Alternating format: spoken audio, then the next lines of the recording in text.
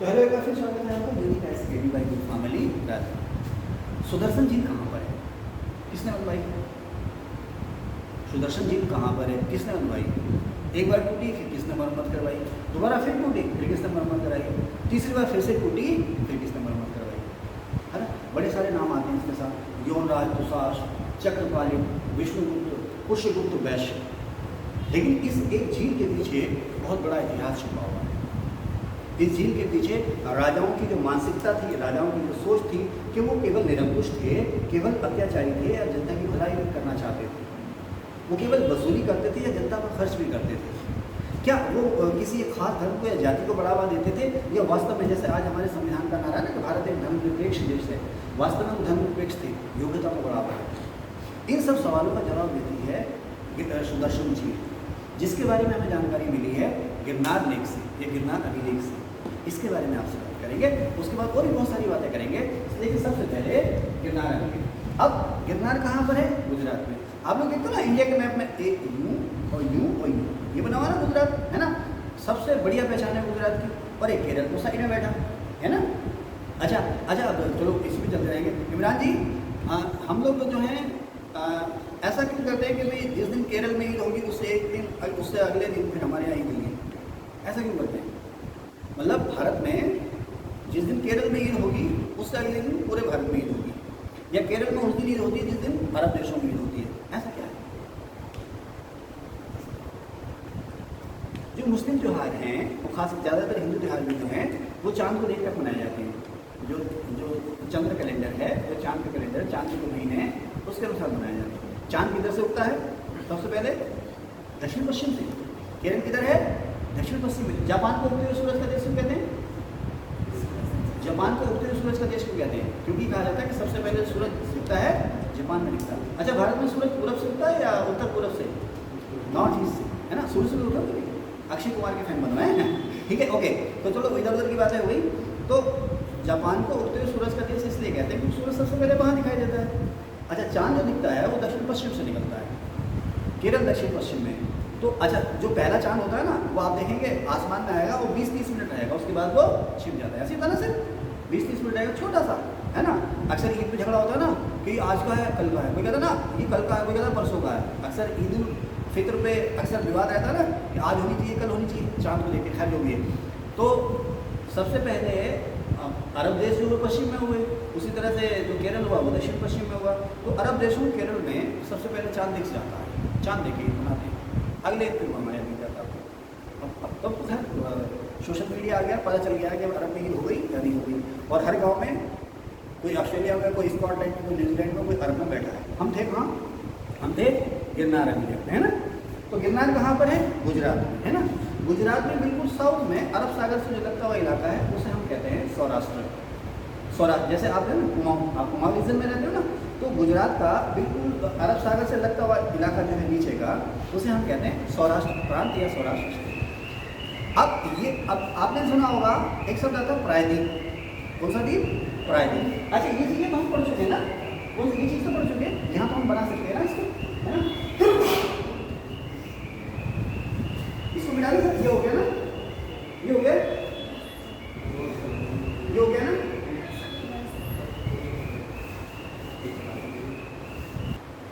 तो लो जी, ये रहा आपका गुजरात, ये खंबाती खाड़ी, है ना, ये खंबाती खाड़ी, ये कच्ची खाड़ी। रूपाली इधर देख रहे हैं ना, ये गुजरात स्टेट है भारत का, ये कच्ची खाड़ी है, ये खंबाती खाड़ी है और ये अरब सागर। हालांकि सारे के सारे अरब सागर ही हैं, लेकिन ये इस इलाके को हम कहते हैं कच्ची खाड़ी, उसे कहते हैं खंबाती खाड़ी। क्यों कहते हैं वाले बातें बाद में बताएंगे, ओके। अब वो ज़मीन जो तीन ओर से पानी से घिरी हो, वो ज़मीन जो तीन ओर से पानी से घिरी हो उसे कहते हैं हम प्रायद्वीप, इंग्लिश में कहते हैं पेनिनसुला। जैसे आप देखो ना दक्षिण भारत है, अगर आप इसको देखो तो ऐसा कहते हैं, ये श्रीलंका हुआ तो तीन ओर से पानी से घिरा हुआ, तो इसको हम क्या कहते हैं? दक्षिण का प्रायद्वीप। तो वो जमीन जो तीन ओर से पानी से घिरी हो उसे इंग्लिश में पेनिनसुला, हिंदी में कहते हैं प्रायद्वीप। तो ये इलाका जो है ये वाला, ये गुजरात का कठियावाड़ रीजन है। कौन सा रीजन? कठियावाड़। अब तीन ओर से ये पानी से घिरा हुआ, इसलिए इसको हम कहते हैं कठियावाड़ प्रायद्वीप। इसी में एक जिला है जूनागढ़। कौन सा जिला? जूनागढ़। जूनागढ़ रियासत का जो नवाब था वो पाकिस्तान में मिलना चाह रहा था, लेकिन जनता यहाँ मिलना चाह रही थी, भाग गया तो, ठीक है ना। वाघेला। ओके, तो ये है गुजरात का, ये है गुजरात का सौराष्ट्र रीजन। इसी में ये गुजरात का कठियावाड़ प्रायद्वीप है। इसी कठियावाड़ प्रायद्वीप में जिला है जूनागढ़। ठीक है, इसी जूनागढ़ जिले में एक पहाड़ी है जिसका नाम है गिर पहाड़ी या गिरनार। ये मौर्यों के कब्जे में था ये इलाका, क्योंकि यहाँ से चंद्रगुप्त मौर्य अशोक के निशान मिले, अशोक का शिलालेख यहाँ से मिला है, जिससे जानकारी मिलती है कि चंद्रगुप्त मौर्य ने यहाँ पर एक झील बनाई। ठीक है सर। उसके बाद एक शक राजा हुआ है रुद्रदमन, उसके कब्जे में भी था ये। अब जो रुद्रदमन है ना, उसने क्या किया है कि यहाँ पर रुद्रदमन ने यहाँ पर ये जो गिर या गिरनार पहाड़ी, गिर या गिरनार पहाड़ी जो है, इस पर अपने बारे में कुछ लिखवाया, अपने बारे में कुछ लिखवाया, इसलिए इसको हम कहते हैं गिरनार अभिलेख। कौन सा अभिलेख? गिरनार अभिलेख। जूनागढ़ जिले में है तो कई बार इसको जूनागढ़ अभिलेख भी कहते हैं, कठियावाड़ में है तो इसको कई बार कठियावाड़ अभिलेख भी कह देते हैं। क्लियर है नहीं? क्लियर है ना? ओके, अब यहाँ से क्या जानकारी मिलती है? यहाँ से ये जानकारी मिलती है कि मैंने यहाँ लिखा नहीं, देखो गिरनार अभिलेख, जूनागढ़ या सौराष्ट्र या कठियावाड़, सारी चीज लिख दी ना मैंने। अब ये किसने खोजा? सबसे पहले ये कर्नल टाड ने खोजा। किसने खोजा? कर्नल टाड ने खोजा। और यहाँ पर इस चट्टान पर या इस गिरनार पहाड़ी पर आपको गुप्त राजा स्कंदगुप्त का लेख भी मिलेगा और शक राजा रुद्रदमन का लेख भी मिलेगा।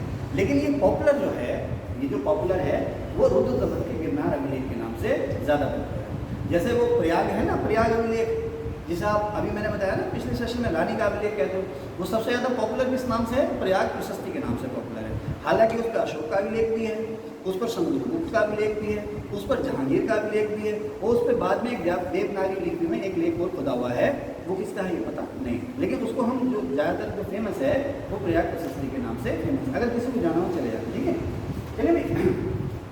तो अब यहाँ से क्या पता चलता है कि इस जगह पर चंद्रगुप्त मौर्य का एक गवर्नर था जिसका नाम था पुष्यगुप्त। ये वैश्य जाति का, वैश्य वर्ण का है ना, वैश्य, ब्राह्मण शूद्र वैश्य और ब्राह्मण क्षत्रिय वैश्य और शूद्र। तो वैश्य क्या हुआ? बैठे लो, बैठे लो, खाना बनाना क्या था, बैठे लो। वैश्य क्या हुआ? ये बात तो समझ आ रही होगी ना? हाँ, तो वैश्य, इसलिए कह रहा हूँ बैठे लो। वैश्य क्या हुआ? एक वर्ण। ओके, अब पुष्यगुप्त, देखो अब चंद्रगुप्त के साथ गुप्त नाम जुड़ा हुआ है ना, तो पुष्य के साथ भी गुप्त जुड़ा हुआ। अब इसका पूरा नाम पुष्यगुप्त वैश्य। तो कुछ लोगों ने कहना शुरू कर दिया कि पुष्यगुप्त वैश्य था, तो वही नाम चंद्र के साथ जुड़ा हुआ चंद्रगुप्त, तो ये भी वैश्य था। एक कहानी तो यहाँ से ये पूरी हो गई, ठीक है, समझ गए साहब। उसके बाद ये पता चलता है कि गुप्तों के समय में या चंद्रगुप्त मौर्य और अशोक के समय में सौराष्ट्र जो था वो गुप्तों का एक स्टेट था, क्योंकि स्टेट या प्रांत में ही गवर्नर होता था, और पुष्यगुप्त को कहा गया सौराष्ट्र का गवर्नर। ठीक है साहब, इसका मतलब क्या हो गया कि गुजरात का पुराना नाम क्या हुआ? सौराष्ट्र। गुजरात का पुराना नाम सौराष्ट्र हो गया। ये मौर्य कब्जे में था, मौर्य का एक प्रांत था, और यहाँ का गवर्नर था आर्युसी। ठीक हो ना, कहीं जाना तो नहीं और अच्छा, तो क्या कह रहा था मैं, यहाँ का गवर्नर कौन था? पुष्यगुप्त या पुष्यगुप्त वैश्य। ओके, अब ये पता चलता है कि उसने चंद्रगुप्त मौर्य के आदेश से यहाँ पर एक झील बनवाई थी जिसका नाम था सुदर्शन झील। आपके पड़ोस में एक डैम बना हुआ है जिसका नाम है बोर जलाशय और हरिपुरा जलाशय। इसके दो खास मकसद है, एक तो लोगों को बाढ़ से बचाना और दूसरे सिंचाई के लिए पानी मुहैया करना। तो जो सुदर्शन झील थी उसके भी दो मकसद थे, एक तो लोगों को बाढ़ से बचाना और दूसरे सिंचाई के लिए पानी मुहैया करना। सुदर्शन झील, अगर हम वेलफेयर स्टेट की बात करें तो दुनिया का सबसे पुराना एग्जाम्पल हुआ ये सुदर्शन लेक या सुदर्शन झील। ओके, बन गई साहब। अब उसके बाद ये टूट गई। अशोक के समय में यहाँ का जो गवर्नर था वो था तुषास्त्र। इसको पूरा नाम जो दिया गया है वो दिया गया है यौनराज तुषास्त्र। यौनराज तुषास्त्र, कहीं कहीं इसको लिख देते हैं यवनराज तुषास्त्र, यवनराज तुषास्त्र, है ना, यानी कि बैठ जाओ, बैठ जाओ, ऐसे कैसे बच जाओगे? और चलती क्लास में क्या मतलब गुरुजी रिसर्च कर करके मर गए हैं और सुबह से सीख रहे हैं और तुमने रजिस्टर उठाया और चल दी, बैठे रहे। ठीक, कहाँ थे?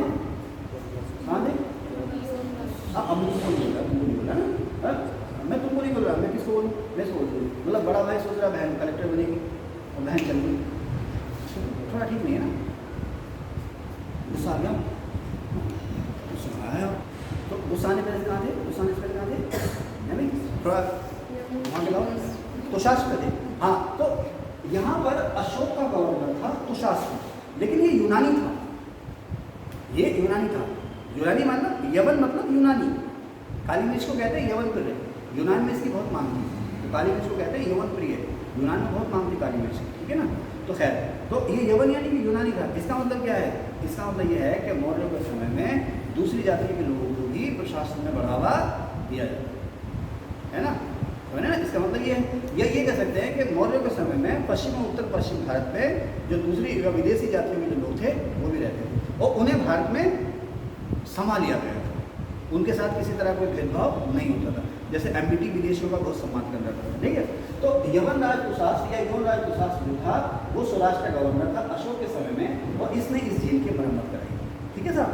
नेक्स्ट आगे चलते हैं। अब आता है रुद्रदमन, ये शकों का राजा था, शकों का सबसे पावरफुल राजा था रुद्रदमन। शकों के बारे में आपको बताएंगे, शक जाति जैसे आप पढ़ते हो ना, मुगल वंश, गुप्त वंश और कुषाण वंश, ये वंश, तो उसी तरह शक वंश था। तो शकों का सबसे पावरफुल राजा था रुद्रदमन, और इसका गुजरात पर हुआ। अब कहते हैं कि ये झील फिर से टूट गई, झील फिर से टूट गई क्योंकि ये जो है अशोक के करीब 300 साल बाद हुआ, 300-400 साल बाद हुआ, तो जाहिर सी बात 3-4 साल में टूट सकती है। तो अब जब रुद्रदमन के समय में ये झील फिर से टूटी, तो रुद्रदमन ने इस झील की मरम्मत कराई, और उसमें उसकी उपलब्धि ये रही कि उसने जनता से बेगार नहीं ली। बेगार का मतलब टैक्स नहीं, जनता से किसी प्रकार का कोई टैक्स नहीं लिया, जनता से बिना कोई टैक्स लिए इस झील की मरम्मत कराई। इसका मतलब क्या है इमरान जी, इसका मतलब ये है कि राजा के पास भरपूर पैसा था, और उस पैसे को राजा लोगों की भलाई में खर्च करता था। राजा के पास भरपूर पैसा था, उसने बड़ी से बड़ी आर्मी अपने पास रखी, खूब सारा एम्पायर बनाया, क्योंकि सबसे पावरफुल राजा था वो अपने समय का। अब पैसा बच गया, चलो भाई अब जनता के लिए लुटा दो। हम लोग लंगर कब करते हैं, मिलाद कब करते हैं, हवन कब करते हैं, जब जेब में पैसा है ना। हाँ, व्यापारी नहीं करता, तो पैसा नहीं को दुनिया में घर पड़ा रहता है ना। ओके, ठीक है साहब। अब आता है साहब स्कंदगुप्त का समय, गुप्तों के समय में। स्कंदगुप्त किसका बेटा था, स्कंदगुप्त किसका बेटा था, कुमारगुप्त का, है ना। चंद्रगुप्त द्वितीय का बेटा था कुमारगुप्त, तो कुमारगुप्त का बेटा था स्कंदगुप्त, है ना। इसके समय कुमारगुप्त के समय में आते आते लड़ाई शुरू हो गई थी गुप्तों में, लेकिन अभी भी ये काफ़ी पावरफुल थे। तो स्कंदगुप्त के समय में स्वराज जो था, गुप्तों के समय में भी एक प्रांत था या एक स्टेट था, लेकिन शकों के समय में भी ये प्रांत है, गुप्तों के समय में भी ये प्रांत है। कौन, सौराष्ट्र यानी कि गुजरात। स्कंदगुप्त के समय में, गुप्त राजा स्कंदगुप्त के समय में यहाँ का जो गवर्नर था वो था विष्णुगुप्त। कौन, विष्णुगुप्त। ओके, अब विष्णुगुप्त का बेटा चक्रपाली था। देखो ध्यान से सुनना, अब राजा कौन है, स्कंदगुप्त। सौराष्ट्र वही है, सुदर्शन झील वही है, वो फिर से टूट गई है। अब राजा बदल गया, राजा है स्कंदगुप्त, गवर्नर बदल गया क्योंकि सदियाँ गुजर गई। अब स्कंदगुप्त का गवर्नर है यहाँ पर विष्णुगुप्त, ठीक है, सौराष्ट्र का गवर्नर। अब यहाँ पर मजे की बात यह है कि गिरनार शहर है, गिरनार शहर अभी भी अस्तित्व में है। अब गिरनार शहर का जो एडमिनिस्ट्रेटर यानी कि प्रशासक है वो है चक्रपाली, यानी कि बहुत बड़ा शहर रहा होगा ये, एडमिनिस्ट्रेटिव यूनिटी यहाँ हुई है, वो है चक्रपाली। अब ये जो चक्रपाली है ना, इस विष्णुगुप्त का बेटा था, इस देने का ना, अरे ये गवर्नर हो गया, विष्णुगुप्त सौराष्ट्र का गवर्नर, स्कंद का, किसका गवर्नर, स्कंदगुप्त का, किसका गवर्नर, स्कंदगुप्त का, ठीक है ना। अब यहाँ पे इसको खत्म कर दो। अब किसके बेटे, किसके बेटे, विष्णुगुप्त के बेटे, विष्णुगुप्त के बेटे गिरनार के प्रशासक चक्रपाली हुए। थोड़ा सा सेंटेंस बहुत लंबा हो गया। तो गिरनार का प्रशासक कौन है, चक्रपाली। तो चक्रपाली किसका बेटा है, विष्णुगुप्त का, और विष्णुगुप्त किसका गवर्नर है, स्कंदगुप्त का, ठीक है ना। अब इसने मरम्मत कराई, स्कंदगुप्त ने ऑर्डर भेजा विष्णुगुप्त को कि भाई इस झील की मरम्मत कराओ। विष्णुगुप्त ने उस शहर के जो उसका बेटा प्रशासक है उसको कहा कि इस झील की मरम्मत कराओ। अब यहाँ से आपको एक चीज़ मिलती है कि यहाँ पर आप देखें कि हम जैसे अक्सर हमारे बहुत सारे नेता अपने भाषणों में कहते हैं ना वंशवाद, वंशवाद, परिवारवाद, परिवारवाद, तो अब तो देखो हर जगह वंशवाद या परिवारवाद। अब ये मेरी कोचिंग है, ये मेरी कोचिंग है ना, फली फूल रही है, बढ़ चल रही है। तो क्या मैं ये नहीं चाहूँगा कि मेरी बहन या मेरा भाई मेरे बाद उसको संभाले। महामानव तो मैं हूँ नहीं कि मेरे पास सोनू सबसे प्रिय स्टूडेंट है वो उसको संभालेगी। अगर मुझ में ये गुण आ जाएगा ये कोचिंग बहुत लंबे समय तक चलेगी। लेकिन इंसानी स्वभाव है कि मैं मेरे बाद मेरे जो बारिश है वो इसको देखें, है ना। तो अगर नेता भी ये काम करता है तो क्या बताइए, अब ये तो जनता को सोचना चाहिए ना कि भाई हम नेता के बेटे को इसलिए वोट ना देंगे, नेताजी का बेटा है, फला नेताजी का बेटा है, फला नेताजी की बेटी है, फला नेताजी का पति है, पत्नी है, हम उसकी काबिलियत को देखें। अगर जनता ये देखेगी कि भाई काबिल कौन है, जनता ये ना देखे कि फला नेता का बेटा है, भाई तो फला नेता का बेटा तो जाहिर सी बात लायक होगा ना।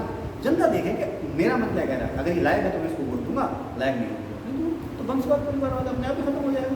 लेकिन हर कोई है अपने औलाद को कहीं ना कहीं सेट करना चाहता है, तो सब बेकार की बात है। तो आप देखें यहाँ पर भी परिवारवाद या वंशवाद हो गया, क्योंकि पिता गवर्नर है और बेटा इस शहर का शासक। क्लियर। अब चक्रपालित ने न केवल यहाँ पर इस झील की मरम्मत कराई, बल्कि यहाँ पर एक विष्णु मंदिर भी बनवाया। इसका मतलब क्या हो गया कि स्कंदगुप्त के समय में जो वैष्णव धर्म था वो फलगुल हो गया। तो खैर ये रहा आपका। अच्छा, अब यही जो गिरनार अभिलेख है इस पर डेट पड़ी हुई है 150 AD। कौन सी AD? 150 AD, ईस्वी सन 150 डेट इस पर पड़ी हुई है। तो कई बार सवाल आ गया है कि किस सन का है, 150 AD का है। शुद्ध संस्कृत का ये भारत में पहला उदाहरण है या पहला लेख है। तो रुद्र दमन के समय में ना संस्कृत खूब फली फूली थी, गुप्तों के समय में संस्कृत खूब फली फूली थी। तो शुद्ध संस्कृत भाषा का यानी कि संस्कृत भाषा के लिए इससे पहले ही मिले हैं, लेकिन उसमें अन्य भाषाओं का भी घालमेल रहा होगा। शुद्ध संस्कृत भाषा का ये भारत में सबसे पहला लेख है और सबसे पहले इसी गिरनार अभिलेख पे नाम मिला है चंद्रगुप्त मौर्य। जैसे मास्की पर सबसे पहले अशोक नाम मिला है, तो गिरनार अभिलेख पर सबसे पहले नाम मिला है चंद्रगुप्त मौर्य। तो मैंने इस पर बहुत रिसर्च की, उम्मीद आपको अच्छा लगा होगा। प्लीज़ इसको लाइक भी कीजिए, शेयर भी कीजिए, सब्सक्राइब भी कीजिए। Thank you.